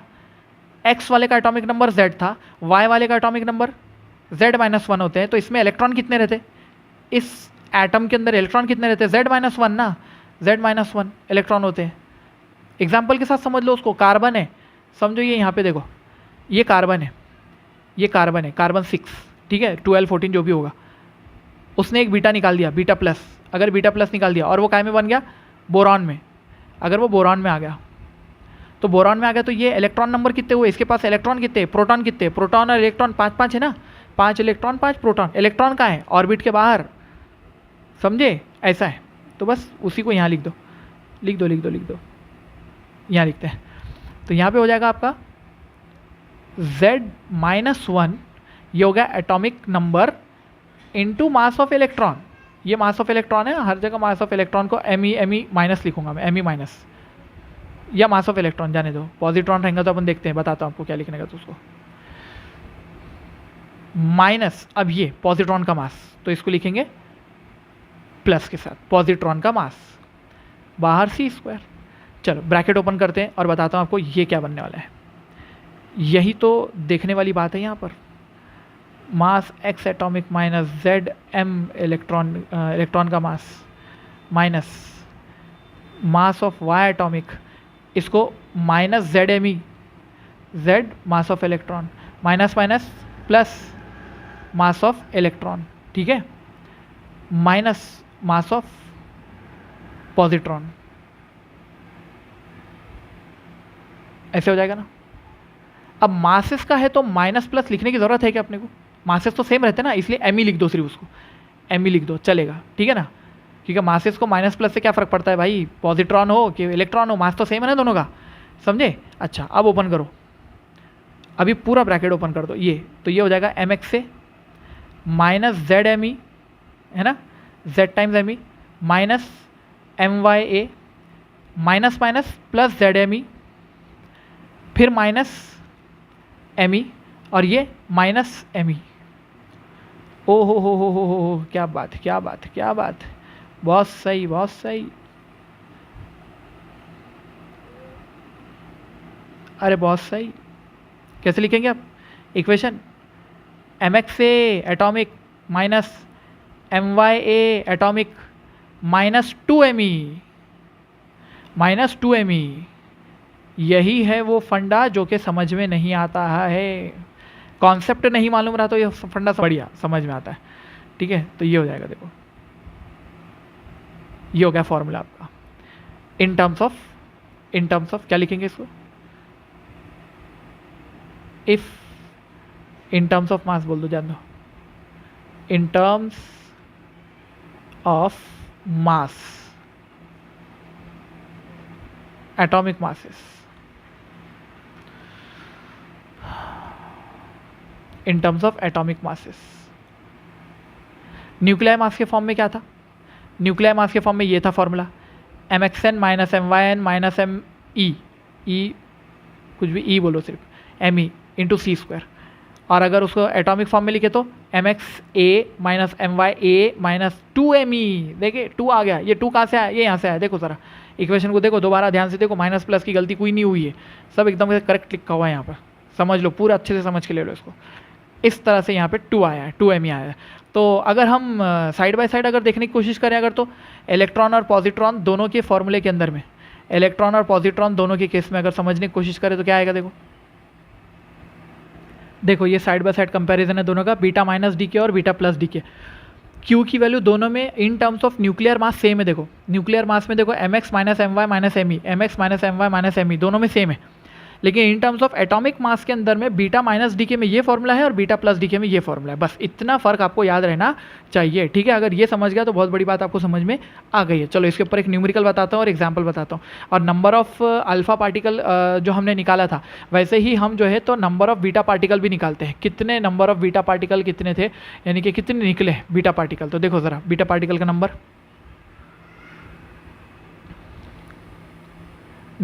Of beta particle emitted, beta particle emitted, इसके लिए आप लिखेंगे number of beta is equals to number of beta, अरे बीटा, ठीक है, beta is equals to twice number of alpha, क्योंकि अल्फा के बाद ही बीटा निकलेगा। ऐसा हो ही नहीं सकता पहले कभी अल्फा नहीं निकला और बीटा डायरेक्ट निकल गया, हो ही नहीं सकता ऐसा। अल्फा निकला है पहले से, वहाँ से अनस्टेबिलिटी आई है, उसके बाद प्रोटॉन न्यूट्रॉन में, न्यूट्रॉन प्रोटॉन में कन्वर्ट हुआ है, ठीक है? ये देखो 2 times alpha, number of alpha particle minus Z dash. What is Z और जेड डैश क्या होता है? तो अपन बोलेंगे उसमें से जेड जो है ये है atomic number of original nuclei, है ना, जो पहला न्यूक्लिया था उसका, इनिशियल न्यूक्लिया बोल दो उसको, इनिशियल न्यूक्लिया। और z डैश कितना है? z डैश बोले तो कौन है? ये है atomic number of final nuclei, ठीक है? ये फाइनल न्यूक्लियाई का नंबर है, फाइनल न्यूक्लियाई। देखो एग्जांपल दूंगी आपको, चलो एग्जांपल देखते हैं इसका। माइनस नहीं होता, यहाँ प्लस होता है, सॉरी एक करेक्शन ले लो, यहाँ प्लस होता है। 2 times number of alpha minus z और प्लस z डैश, ठीक है? ऐसे होता है। कैलकुलेशन में करके देखते हैं अपन ये बराबर है या नहीं बोल कर। तो यहाँ तक लिखा, चलो कैलकुलेशन करते हैं। देखो एक एग्जांपल अपने को दिया है कि यूरेनियम 238 से एक एलिमेंट बना है, जो कि हम न्यूक्लियस देखेंगे अगर उसका, तो वैल्यू आ गई है उसकी 214 और 83। ये उसका एटॉमिक नंबर है और ये इसका मास नंबर है। अपने को निकालना है नंबर ऑफ अल्फ़ा पार्टिकल्स और नंबर ऑफ बीटा पार्टिकल्स, ठीक है? ये दोनों निकालना है। तो चलो पहले फॉर्मूला लगा कैलकुलेट करते हैं, बाद में आपको डिटेल बताता हूँ। फॉर्मूला लगा के अगर हम कैलकुलेट करेंगे तो हमारे पास वैल्यू आएगी number of alpha particle is equals to a minus a dash upon 4। कितना है? a की वैल्यू कितनी है? 238 माइनस a डैश कितना है? 214 अपॉन 4। ये कितना हो गया? 14 से 28 38 24 बाय 4 बोले तो 6। नंबर ऑफ अल्फ़ा पार्टिकल कितने हैं? 6 अल्फ़ा पार्टिकल्स निकले हैं वहाँ से, ठीक है? ऐसे हुआ। अच्छा नंबर ऑफ बीटा पार्टिकल देखते हैं। तो नंबर ऑफ बीटा पार्टिकल हो जाएगा 2 times number of alpha particles minus z और प्लस z डैश, यानी कि वैल्यू कितनी आ जाएगी? 2 times number of alpha particle पे तो 6 माइनस z की वैल्यू कितनी थी? z की वैल्यू थी 92 और प्लस z डैश की वैल्यू कितनी है? 83। तो ये वैल्यू कितनी हो गई? 12। 83 और 12 कितने हो गए? 95 माइनस 92 3, ठीक है? तो ये आ गया आपके पास beta particles, number of beta particle. ये आंसर है बीटा पार्टिकल का और ये आंसर है आपका अल्फ़ा पार्टिकल का। अब ज़रा ये देखो कि इसको लॉजिकली कैसे समझ सकते हैं। लॉजिकली ऐसे हुआ है वहाँ पर कि यूरेनियम था 92 238, उसके बाद वो एक अल्फ़ा पार्टिकल निकाला उसने, पहले मास नंबर एडजस्ट कर लेंगे अपन, 214 तक पीछे खींच के लाएंगे उसको। एक बार अल्फ़ा निकला, वो बन गया ए, कोई तो भी ए बन गया जिसका वैल्यू इधर 90 आ गया, ऊपर में 234 आ गया। फिर से एक उसने अल्फ़ा निकाला और वो बी में चला गया और वो आ गया 88 और यहाँ पे आ गया 230।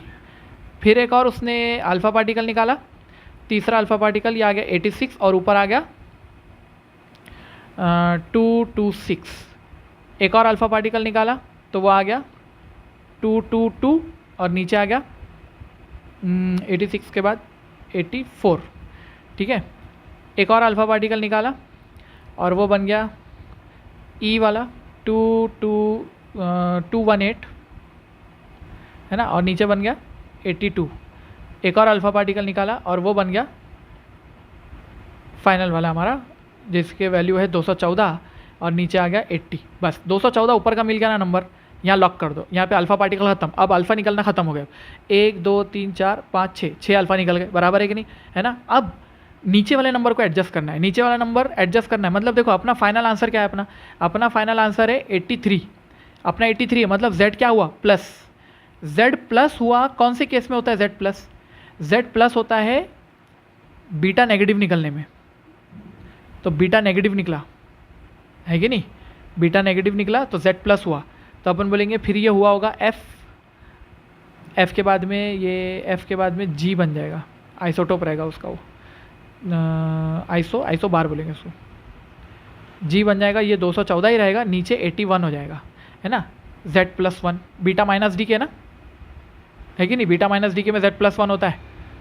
उसके बाद वो बन जाएगा h, ऊपर 214 ही रहेगा, नीचे 82 हो जाएगा। एक और बीटा माइनस निकाला, फिर एक और बीटा माइनस,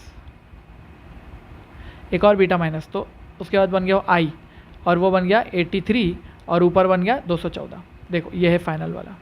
कितने बीटा निकले, 1 2 3 बीटा निकले, और वो भी कौन से है, बीटा माइनस है। वो बीटा कौन सा है, इलेक्ट्रॉन निकला। ठीक है, इलेक्ट्रॉन निकला, बीटा माइनस निकला। तो आपको ऐसे क्वेश्चन देता है और बोलता है कि पहचानो कौन सा वाला निकला है, बीटा कौन सा है, बीटा जो है तो प्लस है या बीटा माइनस है, ऐसे क्वेश्चन देता है। अंडरस्टैंडिंग क्लियर हो गई ये वाले क्वेश्चंस की? ठीक है, ऐसे क्वेश्चंस आपको मिलेंगे, अंडरस्टैंडिंग क्लियर हुई। चलो एग्जांपल देता हूँ इसके, न्यूमेरिकल सॉल्व करते हैं। देखो एक क्वेश्चन दिया है कि थोरियम ने एक बार अल्फा पार्टिकल निकाला, वो x बना, फिर एक बीटा माइनस निकाला, वो y बना, और फिर एक कोई तो भी पार्टिकल निकाला, नहीं मालूम कौन सा पार्टिकल है, और उसके बाद वो वापस से थोरियम पे आ गया, लेकिन थोरियम का आइसोटोप बना दिया उसने 230। ओहो हो, ये तो बहुत ही बढ़िया क्वेश्चन है, वाह वाह वाह वाह, ये बहुत ही सही क्वेश्चन एकदम। Identify A B C and D, identify particle P, ऐसा बोला है। तो चलो इसकी इक्वेशन लिखते हैं। तो इक्वेशन लिखेंगे यहाँ पर, ये था थोरियम 90 234, एक बार अल्फ़ा निकाला ऑब्वियसली, तो ये क्या बनेगा, अल्फ़ा निकाले बाद ये कोई तो भी एक ऐसा पार्टिकल बन जाएगा, कोई तो भी पार्टिकल बनेगा, क्या पार्टिकल बनेगा नहीं मालूम, ए बोल दो, इस ए नाम है पार्टिकल का, और कैपिटल ए, छोटू ए की वैल्यू कितनी आ जाएगी, z-2 मतलब 90-2, ये 88 हो जाएगा, और ऊपर कितना हो जाएगा 234 - 4 230। उसके बाद में एक बीटा माइनस निकाला उसने, एक बीटा माइनस निकाले बाद क्या होता है, ये ए का बी बन जाता। ठीक है, 88 का, अब बीटा माइनस निकाले तो 88 का 89 हो जाएगा ना, z+1 होता है, बीटा माइनस के लिए z+1 होता है, याद रखो, और ऊपर 230 रहेगा, सेम, वो चेंज नहीं हो रहा है। ठीक है, वो सेम है। उसके बाद एक और कोई तो भी निकाला उसने, और उसके बाद ऊपर है तो 230 है, वो तो सेम है, मतलब थोरियम है अगला 230। ठीक है, थोरियम है 230, लेकिन नीचे 90 हो गया। 90 हुआ का मतलब क्या है, देखो 89 से 90 हुआ मतलब z+ हुआ, z+ होने का मतलब क्या, ऊपर कौन है, बीटा माइनस ही है, ऊपर बीटा माइनस ही है। अरे वाह वाह वाह वाह, ये तो बहुत अच्छी बात समझ में आई, ऊपर माइनस ही है। मतलब देखो यहाँ पे क्या हुआ,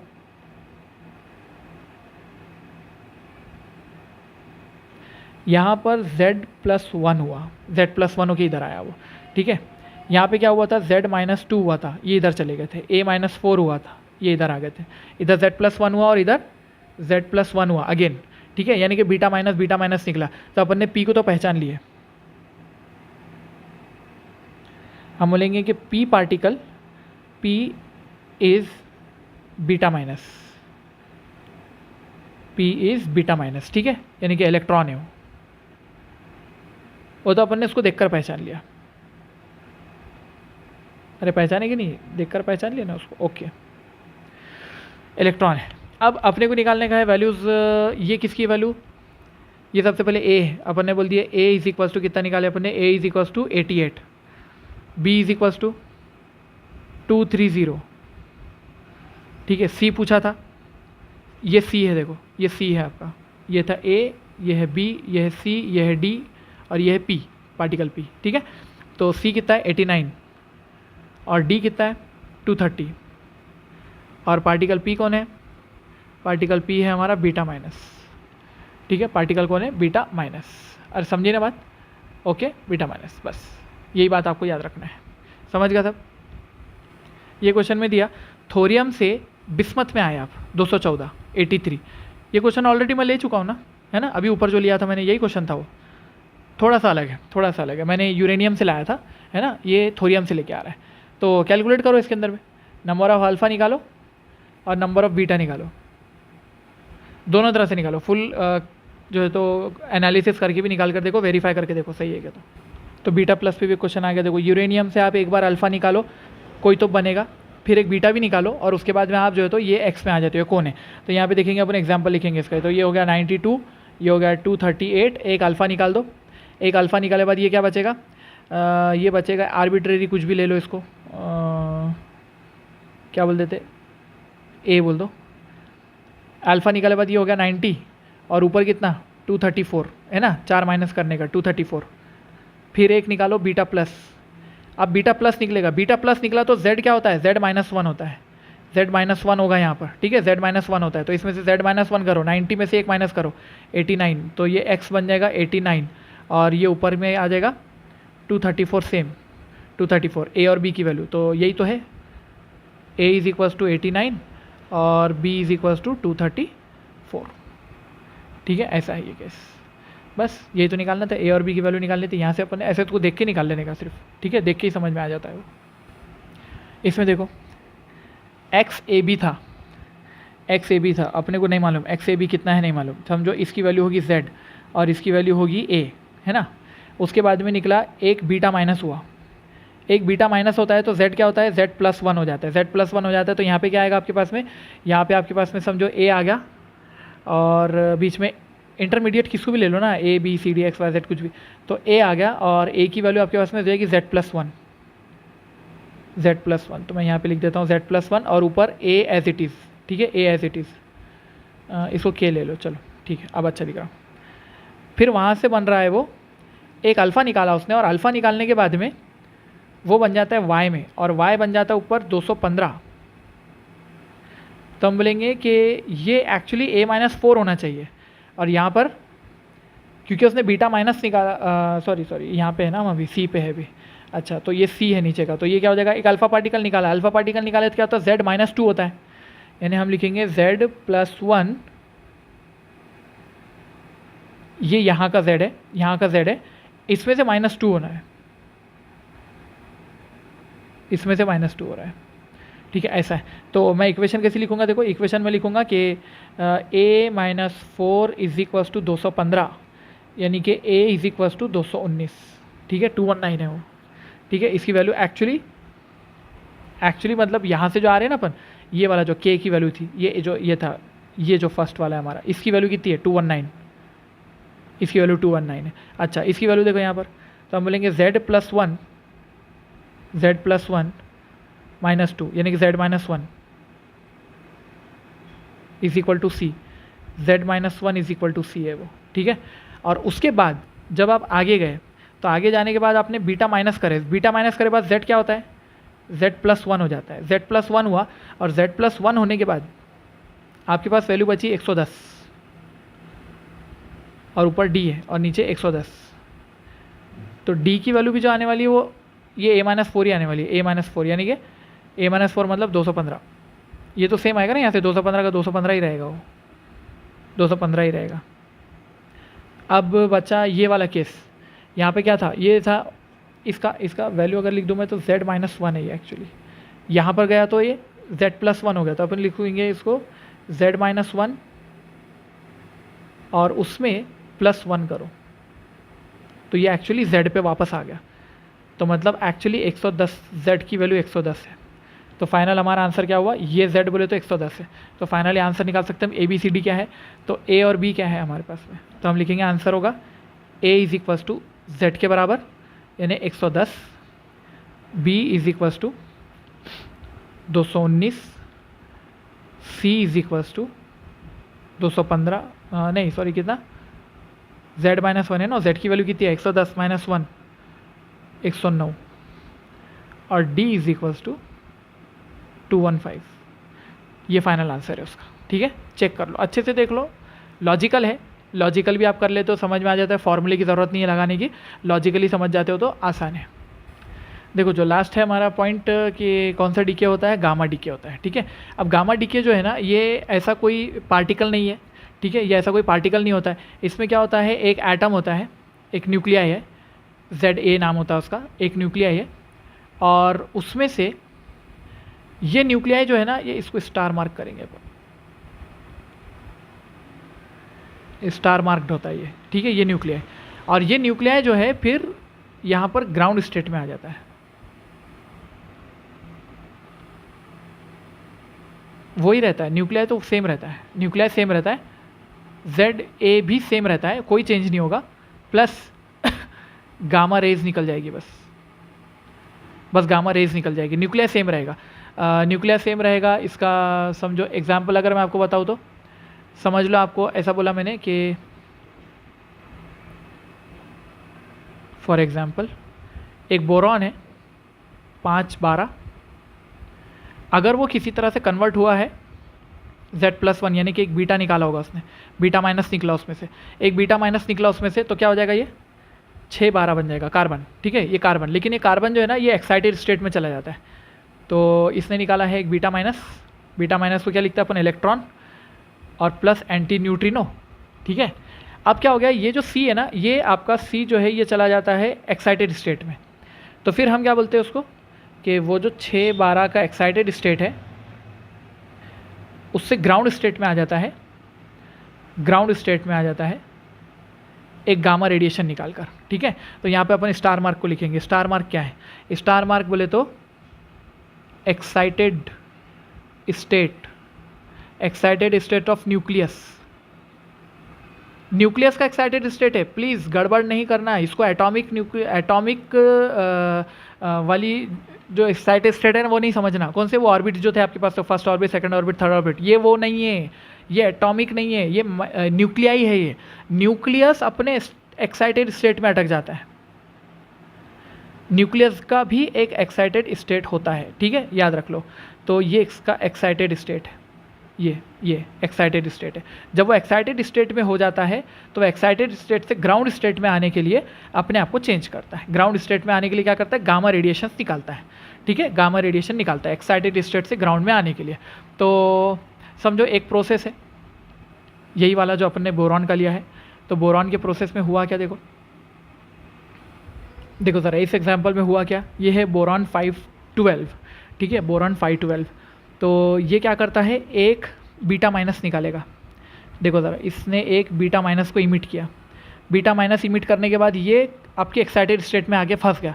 तो ये क्या करता है, 4.4 मिलियन इलेक्ट्रॉन वोल्ट की गैमा रेज इमिट करता है। ये है उसके पास में गैमा रेज, देखो गैमा रेज। तो जब वो 4.4 मिलियन इलेक्ट्रॉन वोल्ट की गैमा रेज को इमिट कर देता है, उसके बाद वो ग्राउंड स्टेट में आ जाता है। और कभी ऐसा भी हो सकता है कि वो 512 अगर सीधा आ सकता, यानी कि पूरा टोटल 13.4 मिलियन इलेक्ट्रॉन वोल्ट है ना, 13.4 मेगा इलेक्ट्रॉन वोल्ट या मिलियन इलेक्ट्रॉन वोल्ट, अगर वो एक साथ निकाल देता वो सीधा ग्राउंड स्टेट में पहुंच जाता था। ठीक है, ये कौन सी है उसकी ग्राउंड स्टेट है, और वो सीधा पहुंच सकता था ग्राउंड स्टेट में, ये ग्राउंड स्टेट है उसकी। तो ग्राउंड स्टेट में अगर वो सीधा आ जाता है तो गामा रेज नहीं निकलेंगे, लेकिन अगर वो एक्साइटेड स्टेट से होता हुआ आता है तो गामा रेज निकाल कर उसको आना पड़ेगा। अब समझ में आई सीक्वेंस। तो इस तरह का होता है गामा रेडिएशंस, बस। ठीक है, ऐसे होता है। तो गामा रेडिएशंस की वजह से एटॉमिक नंबर और मास नंबर में कोई चेंज नहीं होता। इसका एग्जाम्पल देखो, अब देखो ये वाला न्यूमेरिकल है, इसको सॉल्व आप कर सकते हो, तो अगर कर सकते हो तो कर लो, बहुत अच्छा है। Radioactive nucleus undergo series of decays according to the following scheme. पहले अल्फा निकला, फिर बीटा प्लस निकला, फिर अल्फा निकला, फिर गामा निकला। ठीक है, आपको बताना है ए ए की जो वैल्यू है वो 180 और 72 है respectively. The mass number and atomic number, ये 72 है और ऊपर 180 है, ठीक है, ऊपर 180 है। एक बार अल्फ़ा निकालो, फिर उसके बाद में क्या हुआ, क्या हुआ, ठीक, यहाँ पे इसको 72 बोल देंगे, इसको 180 बोल दिया। यहाँ से एक बार अल्फ़ा निकलेगा, एक बार बीटा निकलेगा, एक बार अल्फ़ा निकलेगा, फिर से गामा निकलेगा, और आपको A1, A2, A3, A4 की वैल्यू अलग अलग लिखनी है, ठीक है। और A4 की वैल्यू मैक्सिमम आपसे फाइनली उसने पूछा है आपसे, ठीक है। आंसर निकालो कितना आता है देखो। तो ये होगा आपका A4 का फाइनल आंसर। एक बार चेक करो बिल्कुल सही आता है या नहीं आता है बोलकर। इसमें से शॉर्ट ट्रिक भी निकलती है आपकी, ठीक है, बहुत सारी शॉर्ट ट्रिक भी निकलती है अगर आप निकालना चाहो तो। जैसे हमने ये वाला क्वेश्चन किया था देखो, बहुत पहले 214 वाला, ये वाला क्वेश्चन देखो ज़रा, इसके अंदर शॉर्ट ट्रिक कैसे लगती है देखो। अगर आपको पता चले कि 238 से 214 पे आ गया, डिफरेंस कितने का, 24 का, 24 डिवाइड बाय 6 करो तो आंसर आ गया, 24 डिवाइड बाय 4 करो आंसर आ गया 6, मतलब अल्फ़ा की वैल्यू कितनी है 6, 6 को 2 से मल्टीप्लाई करो कितने हो गए 12। तो डायरेक्ट 92 में से, ये 92 है ना, इसमें से आप 12 माइनस करेंगे, तो 12 माइनस करके आप कहाँ पहुँच जाएंगे, 92 में से 12 माइनस करें तो 80 पे पहुँच गए आप, ठीक है, 80 पर पहुँच गए। तो वैल्यू आपकी अल्फ़ा निकलने के बाद यहाँ 80 आने चाहिए थी, अल्फ़ा निकलने के बाद 80 आना चाहिए था। उसके बाद क्या हुआ, 3 बड़े होंगे, फिर आपको ये समझ में आता है कि 3 बढ़ गए हैं, मतलब 80 के बाद 81, 82, 83, मतलब 3 बीटा निकले। और बीटा कौन से निकले, ये एडिशन हुआ, Z+1 हुआ, इसलिए बीटा कौन निकला, बीटा यहाँ पर माइनस वाले निकला है, बीटा माइनस निकला इसलिए Z+1 होता है, ठीक है, और बीटा प्लस निकला तो Z-1 होता है। ये इक्वेशंस में जाकर देख लेना, ठीक है, ये इक्वेशंस जो है यहाँ पर फाइनल इक्वेशन, इसमें देख लेना। देखो बीटा प्लस निकला तो Z-1, और अगर बीटा माइनस निकला तो Z+1, ये देखो बीटा माइनस निकला Z+1, ठीक है। तो चलिए यहीं पर हम इस लेक्चर को ख़त्म करते हैं। रेडियो एक्टिविटी का ये एक पार्ट था, इसके बाद एक और पार्ट है जिसके अंदर में हम देखेंगे डीके लॉ, और वही हमारा लास्ट एपिसोड होगा, ठीक है। वो एपिसोड पोस्ट करता हूँ इसके बाद, तब तक कि ये ख़त्म कर लो देखकर, नहीं तो दोनों के चक्कर में जो है तो ये भी नहीं होता वो भी नहीं होता देखना।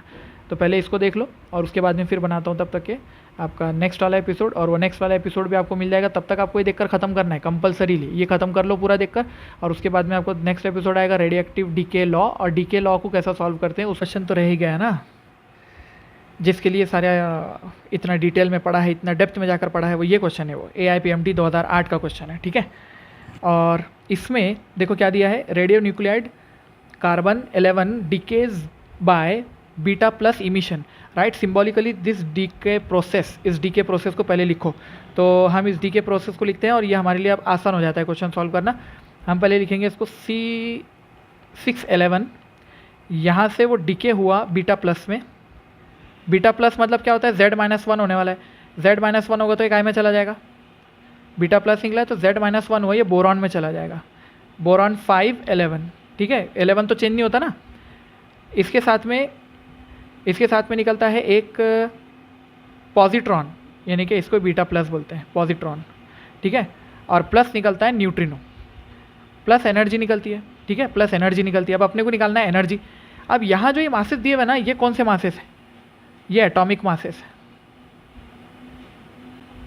एटॉमिक मासेस कैसे, ये देखो ना, मास ऑफ बोरॉन 611 पूरा लिख के दिया ना सब ब्रैकेट में, इसका मतलब है एटॉमिक मासेस है। न्यूक्लियर मासेस होते थे तो मास ऑफ न्यूक्लियस ऐसा देता था वो लिखकर, लेकिन उसने यहाँ पर दिया अपने को कि बोरॉन का और ये कार्बन का एटॉमिक मासेस दिए हुए, तो मतलब बीटा प्लस का एटॉमिक मासेस वाला वर्जन लो वाला। कहाँ गई वो इक्वेशन अपनी, देखो अपन ने लिखा था ना दोनों से, ये वाला बीटा प्लस का in terms of atomic masses mx minus my minus 2me into C²। बस अब पूरी इक्वेशन लिखते मत बैठो ना फिर से, क्यों इतना बड़ा डेरिवेशन करना है अपने को, हाँ पूरा डेरिवेशन नहीं करने का ना, तब डायरेक्ट इक्वेशन लिखेंगे। क्या इक्वेशन आ जाएंगी अपनी, Q value is equals to, equation क्या आ जाएंगी, mass of carbon minus mass of boron minus 2 times mass of electron into C²। एकदम क्लियर है ना। अगर आपको देखना है करके तो इससे पहले वाली इक्वेशन जो मैंने डेरिवेशन में यूज़ किया था, वो इक्वेशन के अंदर में मतलब कार्बन लेंगे आप तो उसके अंदर 6 इलेक्ट्रॉन माइनस करना पड़ेगा, बोरॉन लेंगे तो उसमें से 5 इलेक्ट्रॉन माइनस करना पड़ेगा, ठीक है, और उनको एकदम ब्रैकेट का ध्यान रख के पूरा सॉल्व करो तो ये आंसर आता है उसका, ठीक है, आंसर फाइनली यही होगा। तो बस ये फाइनल आंसर है, तो इसके अंदर वैल्यूज पुट करो, फिर वैल्यूज पुट करो। मास ऑफ कार्बन कितना दिया हुआ है, तो मास ऑफ कार्बन अपने को दिया क्वेश्चन में मास of carbon 11.011434, 11.011434 minus beta boron, boron का मास कितना है 11.009305, ठीक है। यू में है, सब यू में है, तो इसको सी स्क्वायर नहीं करेंगे। फिर अगर यू में है तो क्या करते, 931 से मल्टीप्लाई करते हैं। यू में अगर मासेस है तो, यू में मासेस है तो 931 मिलियन इलेक्ट्रॉन वोल्ट बोलते थे, ये आंसर निकल जाता, ठीक है। तो ये आ गया आपके पास में ये, और माइनस टू टाइम्स इलेक्ट्रॉन का मास कितना रहता है, ये दिया हुआ है 0.000 और 548, यानी 55 भी बोल सकते हैं आप उसको, लो 548 और into 931.5 million electron volt question में दिया हुआ है पर सी स्क्वायर, है ना।